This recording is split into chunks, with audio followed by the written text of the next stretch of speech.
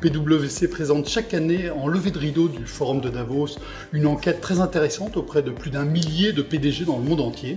Alors, cette enquête cette année, qu'est-ce qu'elle montre? Comment les chefs d'entreprise sentent l'année à venir? Sur une période de 3 ans, les entreprises ont une vision de la confiance dans leurs résultats, dans leur croissance qui est au même niveau que les années précédentes. Et donc depuis environ 6-7 ans, ce niveau de confiance est de l'ordre de 50% environ pour leur perspective de croissance à 3 ans. En même temps, il y a des inquiétudes. Ces chefs d'entreprise sont entourés de menaces qui progressent selon eux. Elles sont bien évidemment liées aux perspectives de croissance mondiale.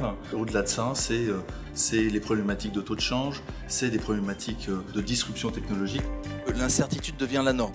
La force disruptive des évolutions auxquelles on assiste en ce moment grâce à des progrès de la technologie, à l'intelligence artificielle, etc., c'est absolument phénoménal.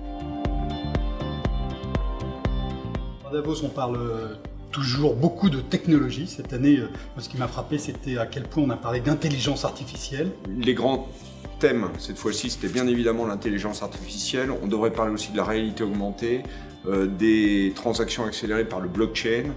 Et l'autre rupture dont on a beaucoup parlé, c'est le développement des solutions grid edge, c'est-à-dire les frontières du réseau. Et on voit en fait que les deux fondamentaux de l'activité de Schneider sont en cours de disruption, une disruption que nous menons de façon active, autour de la digitalisation et l'Internet des objets, tout devra être connecté, et le renouvelable et le stockage, donc l'énergie décentralisée.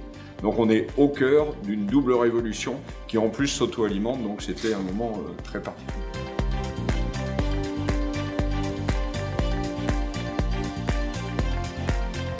Qui profite de la mondialisation. On a bien vu qu'on a eu un certain nombre d'élections avec des résultats qui ont été pour le moins surprenants ces derniers mois. Quel est le regard que portent les chefs d'entreprise sur cette question absolument essentielle? Aujourd'hui, il se pose la question des inégalités. 44% d'entre eux disent que la mondialisation n'a pas su résoudre la problématique de plus en plus de riches, mais aussi beaucoup de monde qui ne bénéficient pas fondamentalement de la croissance mondiale et de la mondialisation. Donc un paradoxe qui pose question sur le rôle de l'entreprise, mais au-delà, la question qui est posée, c'est quelles actions doivent mener les chefs d'entreprise pour agir sur cet enjeu.